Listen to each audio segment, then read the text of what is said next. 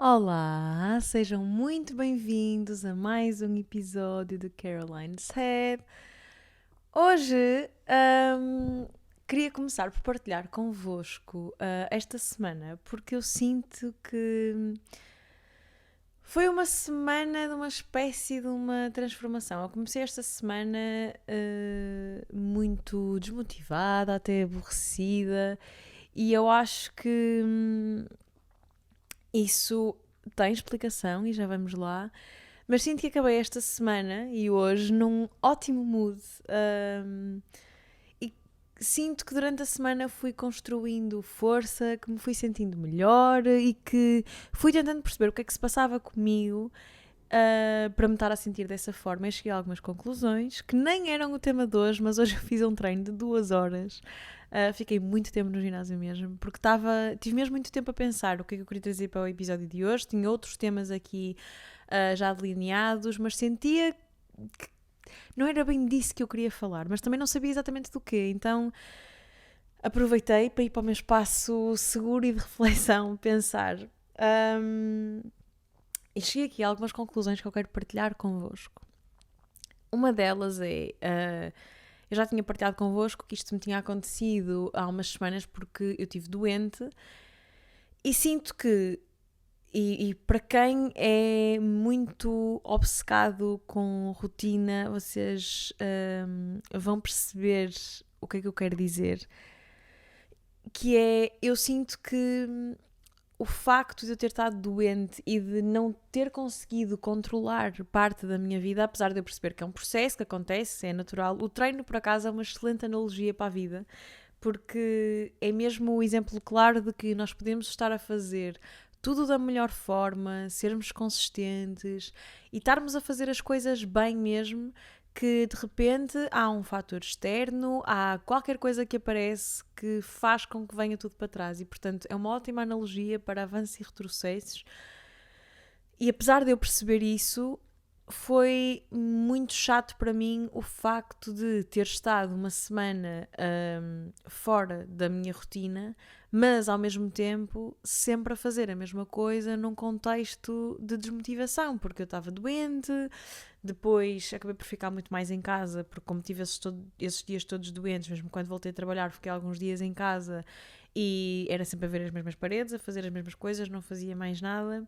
E é engraçado, porque apesar de eu ser uma pessoa de muita rotina, eu preciso dos meus escapes. E aqui, por acaso, tenho que reconhecer uma coisa, isto costumo admitir durante muito tempo, que é, eu não sou uma pessoa com muita iniciativa para fugir à rotina. Ou seja, eu alinho em tudo, estou lá sempre, me convidem para tudo e mais alguma coisa que eu provavelmente vou estar dependendo do plano, obviamente, mas gosto muito de fazer muitas coisas diferentes e alinho sempre em tudo, mas não é natural de mim ser minha essa iniciativa e, portanto, ao mesmo tempo calhou numas semanas em que estive doente, depois tive o João doente, depois fui para os meus pais, ou seja, acabou por ser difícil de fugir à rotina e fazer coisas diferentes. Então, por um lado, estive fora da minha rotina, não consegui controlar aquilo que é controlável da minha vida, e por acaso já vamos a um ponto engraçado sobre isto, mas por outro lado sentia falta de fazer coisas, de ter planos, de... Então foram assim umas semanas um bocado difíceis. E depois culminou com eu fui lá acima no fim de semana passado, a Viana, e fui a Braga ter com o Rui e com a Rita. E por causa de estar doente, efetivamente, eu perdi 1 kg de massa muscular, ganhei alguma massa gorda, mas isso é irrelevante, perco logo. Mas vocês não imaginam como custa o tempo que demora e o esforço e a disciplina e a dedicação que são precisos para ganhar este quilo de massa magra, desde marmitas a toda a hora, comer dentro do plano, fazer exercício todos os dias às 6:30 da manhã. Agora estou a treinar 2 vezes por dia, mas eu acho que ajudou muito esta semana ter uma nova rotina, porque o meu treino é novo e o treino para mim é muito importante, vocês sabem, portanto vai ser sempre aqui um tema muito central, porque é uma coisa a que eu dedico muito tempo, que priorizo muito e que faz muito parte de mim atualmente e é uma coisa que eu valorizo mesmo. E, portanto, o facto de, apesar de eu gostar dessa rotina e de fazer a mesma coisa, e sou uma pessoa que come sempre a mesma coisa, que está sempre a fazer a mesma coisa sem stress nenhum, o nosso check-up mensal para mim é muito importante e depois, pronto, tendo a ver já com a desmotivação toda e a falta de resultados que estavam para trás porque eu estava doente, sinto que agora ter um plano novo, ter tido esta semana toda focadinha na rotina, mas com uma rotina nova, aprender coisas novas, fazer exercícios novos, se as coisas todas mudarem, ajudou-me muito. E o facto de sentir que tenho controle outra vez. E depois, por outro lado, uma coisa que eu sinto que também aconteceu nestas semanas e que também tem tudo a ver com controle, e é engraçado porque um paralelismo, mas relacionado com isto, eu apercebi-me que, principalmente esta semana, que de facto eu sou muito ligada ao meu controle das coisas. E eu acho que, ou seja, eu não sou controladora no sentido de controlar pessoas, ou percebem o que eu quero dizer, mas tenho muita necessidade de controle daquilo que eu posso controlar. E isso faz todo o sentido face ao meu histórico, porque como eu já vos disse, houve uma altura da minha vida em que tudo desmoronou e, portanto, eu foquei-me, acho que bem, naquilo que eu podia controlar. Mas, por outro lado, isso tornou-se numa pequena obsessão minha. E, portanto, por muito que eu não faça de propósito e que seja inato a mim já, eu tenho muita necessidade de controlar as coisas. E uma coisa que eu acho que também influenciou muito esta semana é, eu já vos disse, neste momento eu tenho namorado, a vida mudou um bocadinho e ele agora passa a maior parte do tempo cá em casa. Nós costumamos dizer que não vivemos juntos, mas coabitamos. Ele passa cá a vida e estamos sempre muito juntos e portanto, houve aqui algumas coisas que eu acho que agora estão muito melhores, também porque nós vamos falando muito sobre as coisas, vamos debatendo muito, percebendo como é que está, e eu acho que ajuda muito essa comunicação e esse processo todo. Mas efetivamente, imaginem, eu habituei-me, porque eu tenho que fazer uma ressalva, tipo, eu sei que há muita gente aí que acha que eu sou filhinha única e que tenho as coisinhas todas como eu quero, porque eu já ouvi isso várias vezes. Mas imaginem, isto por acaso também vai outro ponto engraçado. Temos aqui mais 2 pontos engraçados que eu acabei de me lembrar. Mas eu tenho mais do que um irmão, vivi durante 4 anos, pai, com 5 pessoas ou mais, partilho as minhas coisas todas. Aliás, eu dou tudo às minhas amigas e se for preciso, olhem, a minha amiga Mariana tinha uma camisola minha, para vocês verem, desde dezembro. Estamos em março, uma camisola da Nike e eu nunca, ela esquecia-se, eu esquecia-me, nunca mais me lembrei dela, lembrei-me agora, continua agora na casa de outra amiga minha e eu empresto tudo, estão a perceber? As minhas amigas vêm cá maquilhar, são a minha roupa, passam a vida a levar a minha roupa para aqui e para ali e está tudo bem.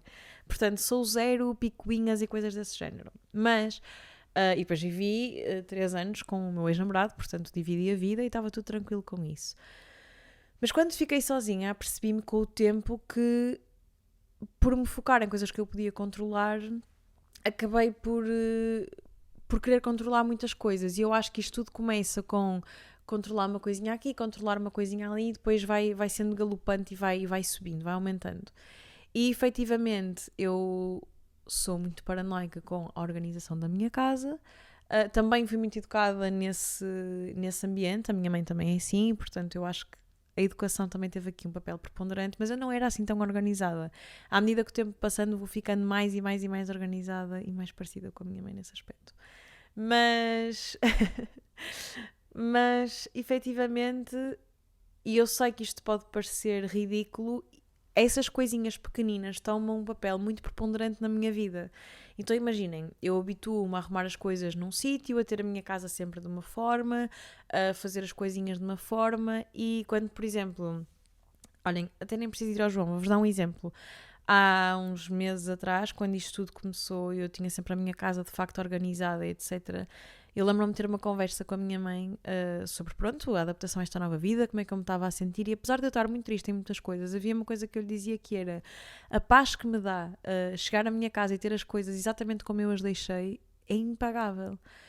E isto pode parecer estúpido, mas quando vocês têm muitas coisas na vida que não conseguem controlar, o facto de se poderem agarrar a algumas coisas específicas dá segurança, pelo menos a mim dá. E eu reconheço, eu sou muito materialista nesse aspecto, ou seja, eu preciso das minhas coisinhas organizadas dessa forma, dá-me segurança. Eu preciso desse conforto, do dinheiro, da casa, das coisas como eu gosto, para me sentir confortável e segura, porque houve muitas coisas em que eu não tive muita segurança. E, portanto, quando alguém entra nesse espaço, e dando o exemplo das minhas amigas, eu lembro-me de ter a casa arrumadíssima. Por exemplo, a Soft vinha para cá montes de vezes dormir, porque depois íamos treinar no dia a seguir e ela deixava aqui a mochila, etc. Porque a minha casa também não tinha assim tanto espaço.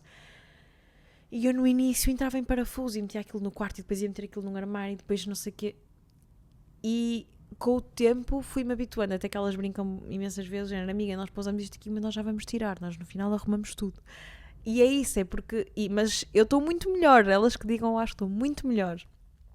Mas quando passa a ter alguém aqui muito, muito, muito tempo, no caso o meu namorado, há coisas tipo, imaginem, mulheres que estão desse lado, tipo, eles estão a cortar uma fruta e cortam a porcaria da fruta na mão, em cima do prato, e depois começa a cair laranja aqui e ali, começa a ficar tudo não sei o quê, e aquilo que é uma coisa simples, que era só tipo... Já, tem lá cuidado. Aquilo mexe-me no sistema nervoso de uma maneira absurda. E depois é aquele lado da adaptação, que é aquela pessoa, percebendo que aquilo é importante para nós, pode só adaptar, mas aquela pessoa também tem direito a ter a sua forma de fazer as coisas. Não é assim tão grave. Epá, e mesmo que essa pessoa se vá adaptando, a adaptação requer tempo, e requer hábito, e requer repetição. E, portanto, é normal que aquela pessoa se adapte. E depois, eu muitas vezes fico aqui com mixed feelings, porque se por um lado... Dou-vos o exemplo, tipo, a minha mãe era assim e eu sinto mesmo que me estou a tornar igual. E muitas vezes eu ficava chateada porque eu estava a fazer as coisas à minha maneira, que para mim não era errada, e percebia que era importante para a minha mãe que eu fizesse de outra forma. E eu até tentava fazer 80% das vezes, as 20% que eu falhava, ela ficava furiosa, eu não percebia porquê. E hoje em dia percebo exatamente porquê. É uma coisa, parece picuinhice, e que estamos só a ser picuinhas, mas não é, é difícil. Imaginem, há coisas que são importantes para cada um, e para mim, por exemplo, e para a minha mãe também, nesse caso, é a organização, é as coisas estarem a ser feitas de certa forma e estarem a ser feitas bem feitas, ou como nós achamos que são bem feitas. Mas por outro lado, eu acho que é preciso fazer o exercício de que a outra pessoa tem o direito de fazer as coisas de outra forma, que também é certa, não há forma mais certa de fazer as coisas, e pelo menos se adaptar. Por exemplo, no caso do João, ele pode perceber, porque eu sou mais organizada que ele efetivamente, que nisto ou naquilo a forma como eu faço as coisas é melhor ou é mais eficiente, e ele querer adaptar-se, mas vai demorar e portanto é normal. Mas para mim tem todo o lado de essa adaptação é mais forte que eu, irrita-me, estressa-me, e portanto depois estamos nesta. E depois também fico triste porque sei lá, eu não quero estar a impor coisas. E depois, por outro lado, ao mesmo tempo que eu tento fazer esta flexibilização e perceber, Carolina, tipo, tens de perceber outra pessoa, não consigo que não me saia com tão irritadiço, porque eu fico irritada e não consigo não dizer dessa forma. E por acaso já vamos a um ponto a seguir que está ligado com isto, que é...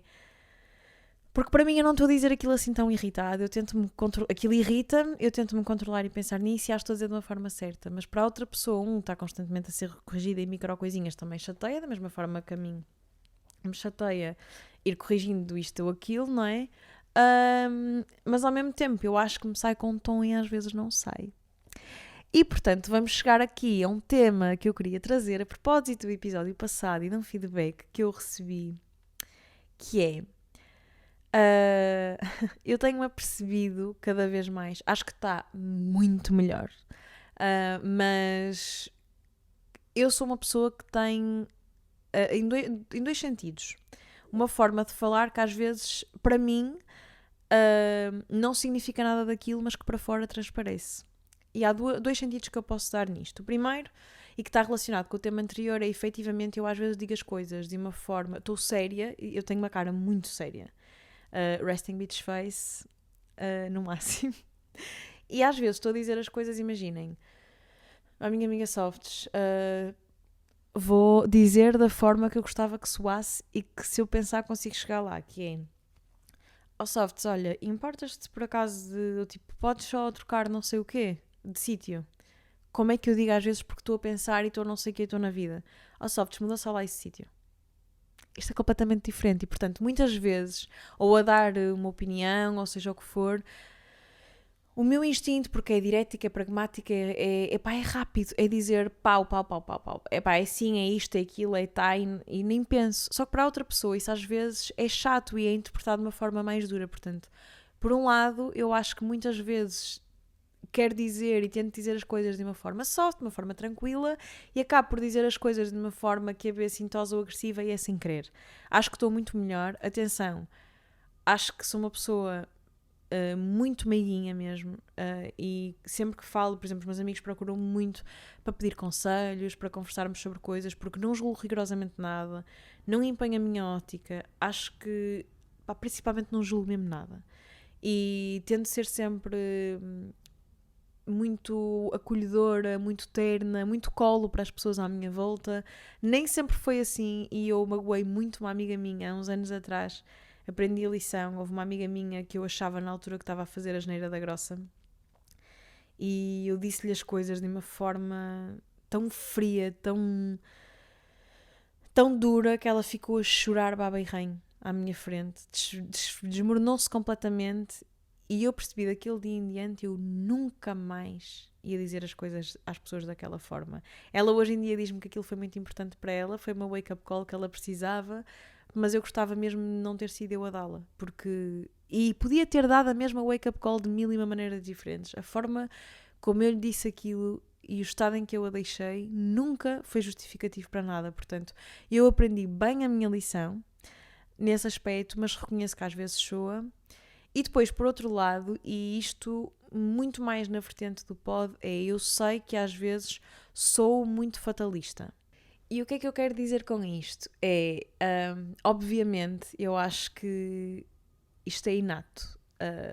Nós tendemos a aprender mais com as coisas que nos magoam. Exemplo, nós podemos fazer 20 coisas bem, fazemos 2 mal. Daquilo que as pessoas mais se vão lembrar é do que nós fazemos mal. E não é porque há uma cabala contra nós, ou porque alguém nos quer denegrir, ou porque seja o que for. É porque é inato ao ser humano. Nós tendemos a memorizar muito mais as coisas más que acontecem, as coisas que não gostamos tanto. É até um mecanismo de defesa. Nós aprendemos com as coisas que não gostamos, identificamos as coisas que não gostamos e memorizamos as coisas que não gostamos para nos proteger. Mas não significa que não aprendamos muito com as coisas boas e que não recordemos as coisas boas também, obviamente. E apesar de todas as coisas maravilhosas que me aconteceram na vida, aquelas com que eu aprendi mais foram efetivamente as coisas que me magoaram muito. E eu acho também, tenho aqui um handicap que é, e sem dramatismo nenhum, não me interpretem mal, mas o último ano foi absolutamente dramático, aquilo que aconteceu na minha vida, e eu tento não expor muito o que está por trás, dizendo na verdade o que é que aconteceu, mas sem, acreditem, não fazem a mínima ideia do quão dramático foi, mas ter sido enganada da forma que fui, e isto não se trata só de uma traição, que já era mau, ou seja o que for. Estamos a falar de coisas muito, muito, muito graves. Obviamente isso moldou-me muito, e depois o facto de ter tido uma infância em que efetivamente as coisas também foram muito atípicas e duras em muitos aspectos, faz com que eu tenha aprendido muito com essas coisas e que seja uma pessoa enrijecida por isso. E portanto, apesar de ser triste e de ser chato, isso também me trouxe coisas muito boas. Eu aprendi, acho que fiz muitas coisas boas com isso. E é sempre esta mensagem que eu tento passar, mas houve uma pessoa que me deu um feedback de que eu muitas vezes não pode, principalmente no episódio passado, por causa de uma frase que eu digo, que aprendi, que é: nós só nos temos a nós próprios e portanto no final do dia só nos temos a nós e temos que saber viver bem connosco, que levou e interpretou isso numa ótica de eu quase menosprezar as pessoas que estão à minha volta ou que só estou sozinha e que não valorizar isso. Por acaso depois eu perguntei a pessoas próximas de mim e até uma ouvinte do pod, eu perguntei-lhe, ela agora vai perceber porque se achava que isso tinha sido dito nessa ótica e tentei perceber, mas efetivamente o feedback que eu recebi foi isso, foi que aquele episódio parecia cheio de mágoa e de coisas mal resolvidas e que no fundo eu só tinha aprendido a tornar-me uma pessoa mais fria e quase a habituar-me a viver sem as pessoas que estão à minha volta. E apesar de efetivamente o feedback das outras pessoas ter sido contrário e eu também não conseguir ver onde é que eu digo isso, eu tento sempre pensar, quando alguém me dá um feedback, que razões é que aquela pessoa tem para me dar aquele feedback. E portanto tentei encaixar e perceber se havia alguma coisa que eu tinha dito que podia ter soado dessa forma. E claramente que houve, porque senão aquela pessoa não interpretava daquela forma. E a única coisa que eu quero é que, se vocês estão desse lado e veem as coisas assim, que eu acho que não, acho que a maioria das pessoas não, mas pode ser interpretado dessa forma, é que eu vivo muito um lema que pode efetivamente soar dramático, mas é isto que eu quero, é descomplicar e dizer-vos que não é. Há uma frase que eu li há uns anos que é "Expect the best, but be prepared for the worst". E eu levo muito isto na minha vida, que é, eu efetivamente espero o melhor. Eu espero que, senão não me tinha metido, que as minhas relações com as minhas amigas corram bem, que sejam até ao final, são ride or die. E eu vou pelas minhas amigas. Até ao último dia acredito que elas estão lá para mim também. Que a minha relação com a minha família seja igual, que a minha relação com o meu namorado corra mesmo bem. É tudo o que eu espero, na verdade. Porque senão eu não me expunha a adicionar nenhuma dessas pessoas na minha vida e a investir nisso.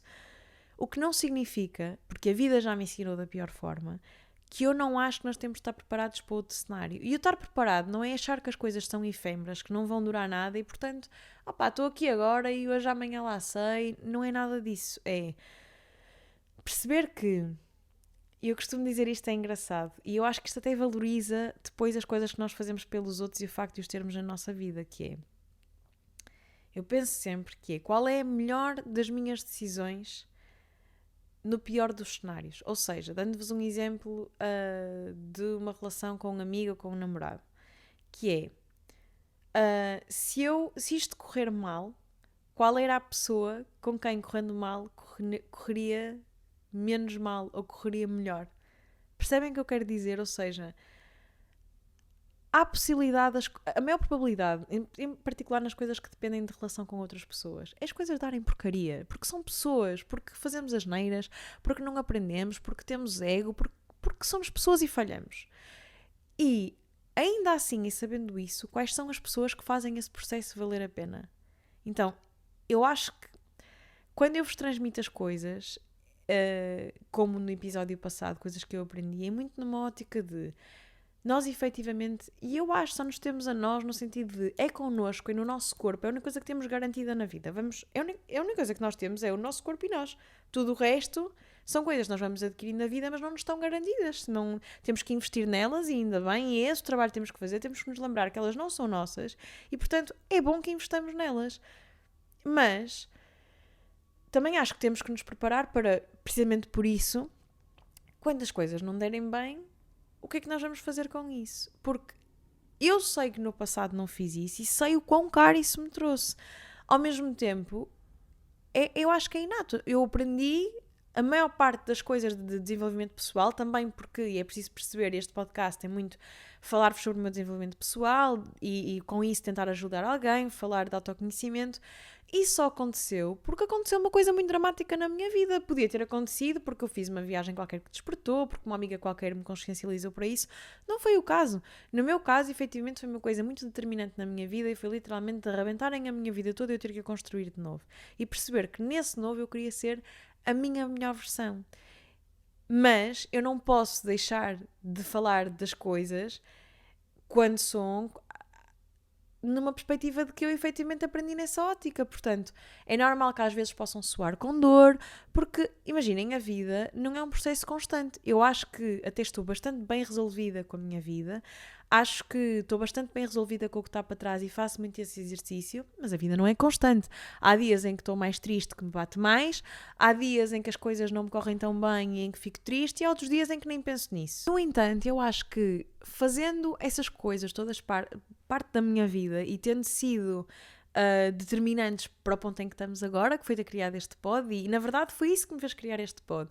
Foi ter estado num ponto em que sentia que a maior parte da vida das pessoas era perfeita à minha volta e que era essa ideia que se vendia nas redes sociais, e não querer fazer parte desse grupo, querer dizer que é normal que isso não seja o real, é normal que todas as nossas vidas estejam cheias de coisas e que mesmo quando a vida parece perfeita, e atenção, essas pessoas têm legitimidade de não quererem partilhar as coisas más que lhes acontecem, como é óbvio e como eu fiz durante grande parte da minha estadia nas redes sociais, vamos dizer assim. Isso é legítimo, mas eu percebendo que esse não era o meu caminho, que essa não era a realidade em que eu me revia, não era esse o papel que eu queria ter, só vir deixar uns lookinhos e ir fazer o resto à minha vida e fazer isso nas escondidas e não partilhar isso, também acho que tem que ser perceptível que isso veio de um lugar de dor. E ainda por cima, quando eu vos falo de episódios em concreto ou de coisas que eu aprendi que me magoaram, é normal que tragam algum sofrimento porque foi daí que vieram. Mas não é numa ótica de eu estar a sofrer com isso, ou não estar bem resolvida, ou de quando estou a falar estar em sofrimento e estar a reviver. Não é isso. É só porque naturalmente são coisas que efetivamente me magoaram, que me marcaram e portanto, ainda que eu tenha aprendido com elas, é natural que elas venham com alguma dor e algum sofrimento e é o que é.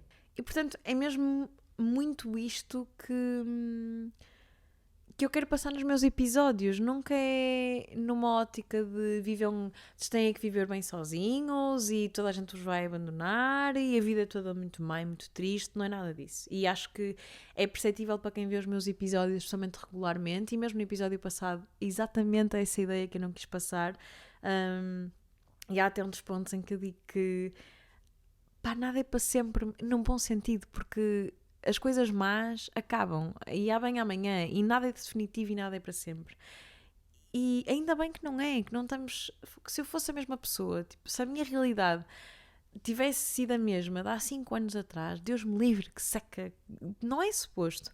E portanto, a minha ideia sempre é passar-vos uma ótica de que é importante perceber estas coisas, é importante desenvolvermos, é importante percebermos o que é importante para nós, trabalharmos o nosso eu, é connosco que nós vamos viver o resto da vida, mas sempre numa ótica de esperar o melhor, porque também se não for assim é difícil de viver, não é? Se nós nos prepararmos para o pior porque esperamos o pior, então não vale a pena, não é?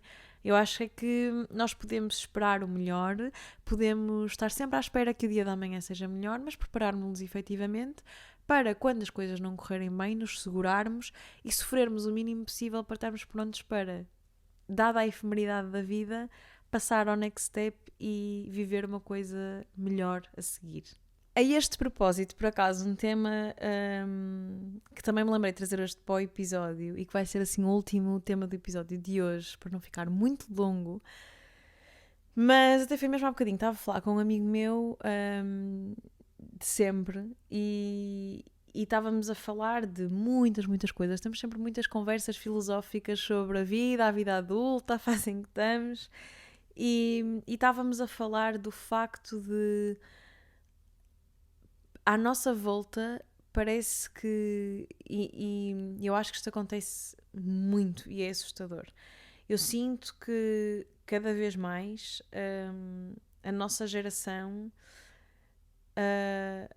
vive pelo bare minimum, aceita o mínimo, vive pelo mínimo, porque nós amadurecemos mais tarde, no sentido de termos a nossa independência muito mais tarde, é muito mais difícil irmos viver sozinhos, os salários são miseráveis, a vida em Portugal não está para os jovens e isso faz que em muitos aspectos da vida, maioritariamente dos jovens, esta geração em muitos aspectos se contente pelo bare minimum. E porquê é que eu me lembrei disto? Porque precisamente no episódio passado, quando eu vos falo de nós só nos temos a nós e temos que trabalhar em nós e viver confortáveis com a nossa vida, porque nós é que vamos vivê-la, não há mais ninguém que a vá viver.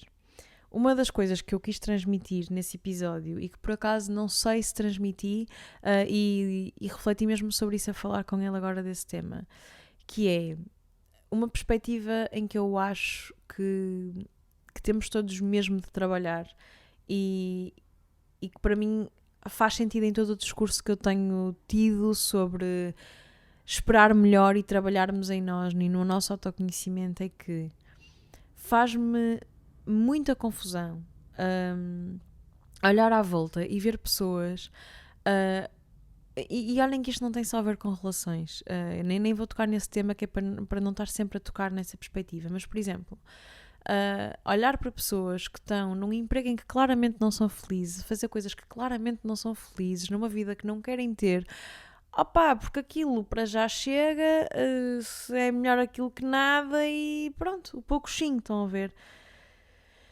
E eu penso, se estas pessoas percebessem que só vivem uma vida, que são responsáveis pela sua própria vida, que têm de fazer alguma coisa pela sua própria vida e são a única pessoa que pode fazer alguma coisa sobre isso, não se prendiam ao bare minimum.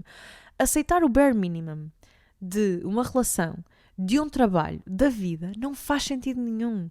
E, portanto, sempre que eu tenho este discurso do que é que eu aprendi, das coisas que me magoaram, aquilo onde eu quero chegar é porque nós temos todas as condições para construirmos a nossa melhor vida. E acreditem que eu não estou a falar de um ponto de partida privilegiado. Obviamente há de haver pessoas muito mais longe de terem sorte na vida do que eu, outras muito mais perto. Mas efetivamente aceitar o bare minimum faz muita confusão. E nós estávamos a falar disto porque, por exemplo, quando eu falo de nós vamos acabar connosco próprios e, portanto, aquilo que está à nossa volta, seja o nosso trabalho, as nossas relações, os nossos amigos, o que for, tem que acrescentar mais e tem que nos dar coisas muito boas, não é o mínimo. Há uma coisa que me faz muita confusão e eu sinto isso cada vez mais porque estou a chegar aos 30 e é um marco, queiramos quer não, importante e é uma pressão que cai muito nessa idade que é de termos alguém, de já termos uma casa, de estarmos num emprego, já termos a nossa vida, na verdade, muito bem estabilizada. E uma coisa que eu acho que me faz muita confusão é que, e também há pouco tempo falei sobre isto com o João e é engraçado como eu fico feliz por isto, que é uma nota que eu fico mesmo feliz pelas pessoas que estão à minha volta e que me são mesmo muito próximas não se renderem ao bare minimum e não pensarem no bare minimum e não viverem pelo bare minimum, porque se isso fosse verdade, costuma-se dizer que nós somos a média das 5 pessoas mais próximas e se preocupar-me-ia. E, portanto, fico feliz de não ter que me contrastar com isso nos meus amigos mais próximos, porque isso efetivamente não acontece. Mas, faz-me muita confusão, por exemplo, que por as pessoas estarem a chegar aos 30, se contentem com uma relação que não as fazem tão felizes. E não precisamos de ir a extremos de relações tóxicas, de violência psicológica ou violência física. Eu já não falo nisso sequer, porque isso está muito longe do bare minimum. Está no inaceitável. Portanto, eu aí, sinceramente, nem vou tocar. Mas faz-me confusão que haja pessoas que, por exemplo, nem gostam assim tanto, não estão assim tão felizes. Que efetivamente todas as relações têm más fases, períodos mais difíceis, nem tudo é rosas e temos todos que trabalhar e 1000 vezes já falei sobre isso aqui. É um processo e há vezes em que as coisas vão ser muito difíceis. Mas o que se espera é que as coisas que nós trazemos para a nossa vida façam com que a nossa vida seja maioritariamente feliz. Portanto, se não é, temos de perceber que há 1000 vidas, tipo 26, 27, 30 anos, há toda uma vida, Deus queira, para continuar a correr. Vamos viver 40 anos infelizes porque chegamos aos 30 e temos que ter alguém ou temos que estar num trabalho e um trabalho que não nos serve, uma amizade que não nos serve, um namoro que não nos serve. Vamos ter filhos com uma pessoa que não nos serve porque está na idade. Isso não faz sentido absolutamente nenhum. E isto não tem, lá está, não tem que ser uma situação dramática. Imaginem, que eu estava a falar com o meu amigo até era claramente este exemplo, que é, pensem numa relação entre um homem e uma mulher, conseguem ter com boas conversas fixe, gostam de fazer planos juntos, ficam amigos. Estão ali a chegar aos 30 ou estão ali há muito tempo, há 2 ou 3 anos sozinhos e sentem falta de ter alguém, começam a namorar. Porque têm coisas em comum, gostam de fazer os mesmos planos e conseguem... não me bate. Ter uma relação com alguém, e mesmo muitas vezes numa relação de amizade, não é só as coisas irem correndo ou irem se aguentando. E principalmente numa relação, ou por exemplo, num trabalho, as perspectivas têm que ser de o que eu quero no futuro, a forma como eu quero estruturar o futuro, como é que esta pessoa me faz sentir. Há uma panóplia tão grande de coisas importantes para pensar sobre e que tem que, de facto, preponderar para tomarmos a decisão de manter aquilo na nossa vida e querermos aquilo, que eu muitas vezes não entendo o bare minimum. Sei lá, as coisas estão um bocado mornas, se calhar, pronto, abdico parte dessa minha vida porque depois nos damos bem e é confortável. Tipo, não me faz sentido. Olha, tive que abdicar, sei lá, exemplos como, olha, ele não gostava disto, portanto eu tive que deixar porque pronto, dá-nos bem e assim, Percebem? Obviamente cedências vamos ter todos que fazer, é normal, eu falei disto no início do episódio e ainda bem que as fazemos. Eu fico muito feliz, e isto eu sei que parece contraditório, de ter que ceder o meu espaço que me comicha na cabeça, ou ter que dizer, por favor, corta a laranja com a tábua, porque significa que eu dei espaço a essa pessoa na minha vida. Fico muito feliz por tê-la, portanto, isso ao final do dia é um balanço positivo. Mas não estamos a falar desse tipo de cedências e, portanto, viver pelo bare minimum é uma coisa que me faz tanta confusão e que eu sinto que está tanto a acontecer, que é por isso que eu insisto tanto no trabalho em vocês, saibam o que querem. Nós temos mesmo que viver a vida que nos serve e é muito importante vivermos a vida que faz fit connosco, exatamente com as coisas que nós queremos, não estarmos a viver a vida de mais ninguém da forma que outras pessoas querem. E portanto, é mesmo nessa ótica que quando eu partilho convosco vos digo as coisas e nunca... Não quero ser fatalista, eu sei que às vezes sou, porque sou intensa e porque, pronto, como já falei no ponto anterior, isso mexe com a vida, as coisas mais marcam-nos e efetivamente, olhem, eu tive má sorte e aconteceram algumas coisas que se calhar não acontecem em regra e pronto, e é o que é, e tenho que lidar com isso e acho que não vivo mesmo a minha vida de forma nada dramática. Sofro, permito-me sofrer, mas acho que andei sempre bola para a frente e é muito isso que eu vos quero passar sempre, e sobretudo que o bola para a frente seja viver a vida que nós queremos, de acordo connosco e não nos sujeitarmos ao bare minimum, porque olhem, sinceramente eu preferia não viver alguma coisa do que viver pelo mínimo ou pela metade. O mínimo ou a metade não servem minimamente e para mim seria só um adiamento e uma sensação de frustração ainda pior, porque seria estar a viver uma coisa que eu não quero. Por exemplo, imagine isso muito no trabalho. Obviamente, há muitos dias que não me apetece trabalhar, há muitos dias que me apetece despedir-me, há muitos dias que eu não gosto do que faço. Acho que isso acontece a toda a gente. Em que estou farto-me daquelas pessoas, farto-me das coisas que estou a fazer. É normal. Hoje em dia acontece muito menos. Mas é normal, e mesmo, dias que estou com uma amiga minha e estou farta porque, sei lá, não estou no mood, ou estou com o João e estou mais trombas e, hoje está um dia difícil. Nem no outro dia brinquei com ele e disse-lhe, estes últimos 2 dias foram dias de trevas, eu passei mal e não tinha nada a ver com ele. E rimos-nos imenso sobre isso porque isso tudo é normal. Agora, se é normal, de volta e meia, estarmos de saco cheio com a vida porque é o que é, não é normal estarmos a viver pela aceitação do mínimo e estarmos a ser confrontados com o facto de estarmos a aceitar o mínimo porque não conseguimos mais. Eu acho que isso é muito mais frustrante do que assumir que não vamos estar onde queremos, porque para mim viver pelo mínimo é muito, muito pior. Acho que nisto tudo isto lembra-me muito uma frase que é de um livro que, by the way, vai ser a recomendação da semana, mas que vem de um filme que todos já vimos, que é o Just Keep Swimming, a frase da Dory, do Nemo. E é mesmo isso. A única coisa que eu vos quero passar é tipo, continuem só, porque vai dar. E nunca numa ótica de tristeza ou seja o que for, não é nada disso. E este livro, que é a recomendação da semana, e para encerrar o episódio, é um livro numa nota bem diferente do que eu costumo trazer. É o Just for the Summer, e é um romance que eu li no verão que me marcou muito porque fala do conceito de ilha sem doca, que é o que eu não quero nada, nunca me quis tornar e acho que me salvei de me tornar. E é um livro que passa muito isto. O importante é continuar. E é um livro leve, é um livro juvenil, muito diferente da minha ótica do costume, mas foi um livro que eu adorei, portanto, olhem, acho que é isto para o episódio de hoje.